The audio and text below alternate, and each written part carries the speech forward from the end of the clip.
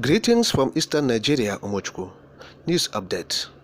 Ejimako lists 3 countries involved in Nnamdi Kanu'S ordeal.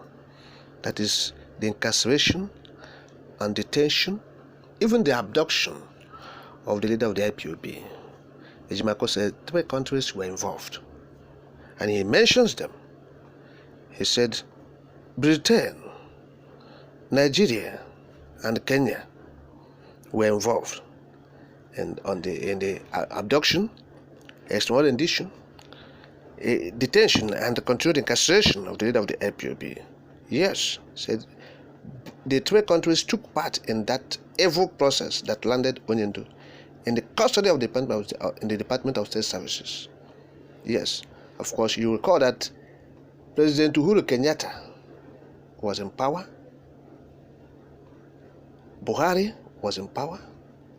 Boris Johnson was in power when this thing happened. They were all involved in this. That's what the special counsel is saying. All right? Look at what he stated when he tweeted about special counsel Ejimako.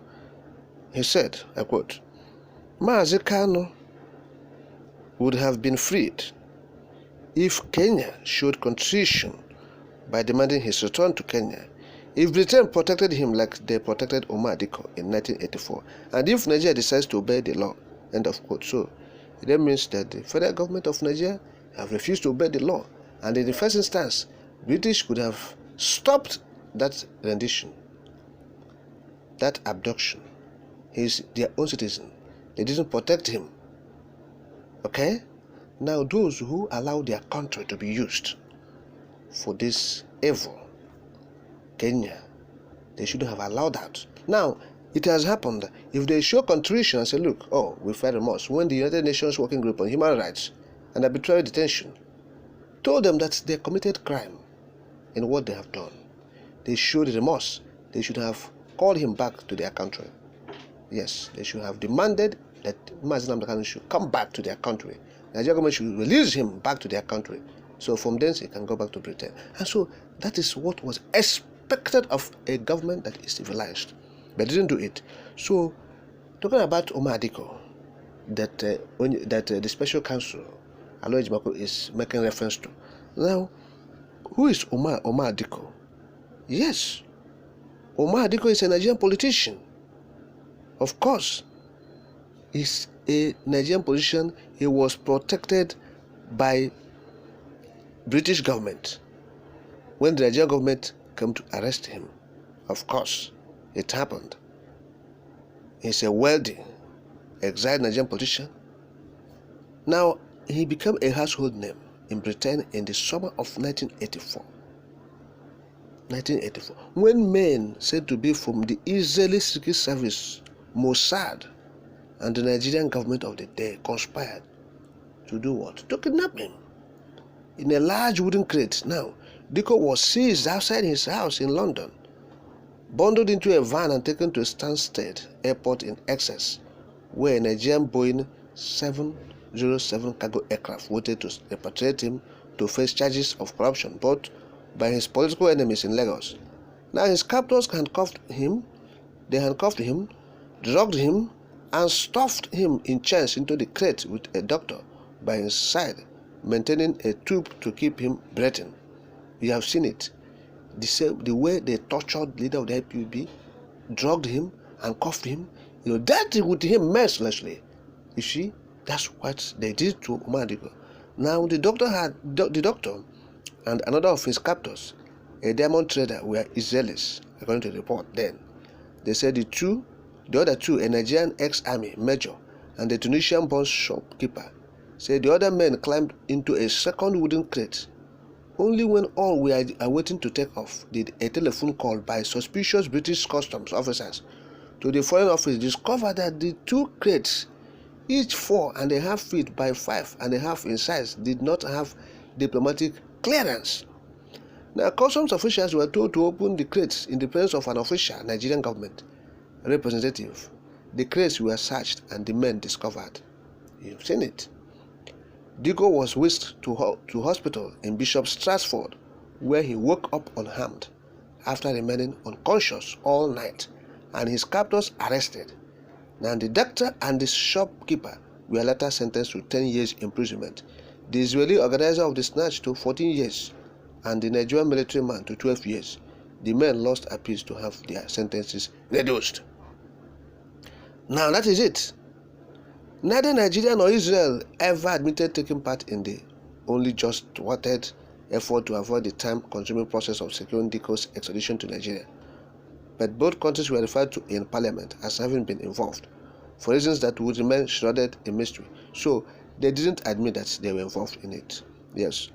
But the Nigerian High Commissioner was expelled from Britain, and 2 expatriate British engineers working in Nigeria were accused of stealing an aircraft. They were sentenced to 14 years imprisonment. And for the next few years, relations between Britain and Nigeria were frosty. The two were freed 3 years later. Alright? So Britain refused a request by Nigeria's then military government made after the kidnap attempt that Diko be extradited. This administration, led by General Muhammadu Buhari, yes, the former president of Nigeria, when he was the head of state, we're talking about. Now, Buhari had come to power in an armed coup in December 1983, after 4 years of civilian government under Diko's brother-in-law, that's President Shehu Shagari, leader of the National Party of Nigeria, during which Diko had been Minister of Transport. Diko had fled Nigeria 3 days after the coup, disguised in priest cassock. Now in Britain, Diko spoke of his fears that he would be tied to a post on a beach and shot if he returned to Nigeria, and after the kidnap attempt was given British security protection for the duration of his abductor's trial. That is what we are talking about, Nnamdi Kanu. This man Diko was given British security protection. Yes, until the expiration of the abductor's trial. Now, when his protection ended, he asked for political asylum, and though they said they refused, but he was given a temporary permission to stay. Which was extended later. Now he went on to study law, being called to the bar at the Middle Temple in 1991. Now such was the sensitivity in Britain about arms smuggling by foreign regimes at the time of the abduction, that the anti-terrorist squad under Commander William Hawksby was immediately called in on the first report of the snatch. You have seen it. It's still there in Britain. Just that in the case of Nnamdi Kanu, because it affects Biafrans, Britain just kept quiet. You've seen the conspiracy there.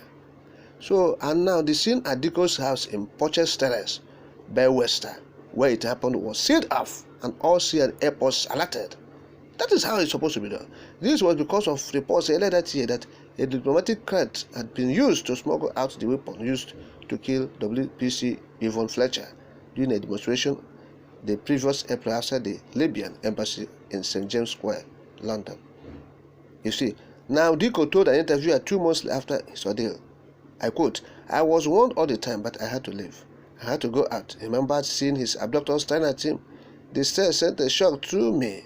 I was on foot, alone. They grabbed me and held me. They banged me against the van. I hurt my back." End of quote. Now, the heroine of the moment had been Diko's secretary, Elizabeth Hayes, who saw the snatch and her boss being put into a yellow van and called police. She also managed to tell Diko by sending a message on his electronic pager, which he received just before being chemically knocked out. It was a great relief, Diko said. Then they jabbed him, injected and drugged him, and sat on him. He said it was so tight. It was as if a knife was cutting through his wrists. He said they tied his hands and ankles together. He said he was bent double. That's the statement of this Diko when he was narrating his ordeal. Just what happened to Nnamdi Kanu we are talking about. So Britain intervened in this matter. What stops them from Nnamdi Kanu? What is happening? Okay? Now, Diko stayed in Britain until being invited back to Nigeria under more clement conditions. He set up a new political party, and towards the end of his life was chairman of the disciplinary committee of the People's Democratic Party of Nigeria. Yes, he died in London after a series of strokes. So that is it. So And the case of Mazi Nnamdi Kanu, what's happened to it? Why don't British take it seriously the way they did to Omar Diko? Is it because Biafrans are involved? What is happening?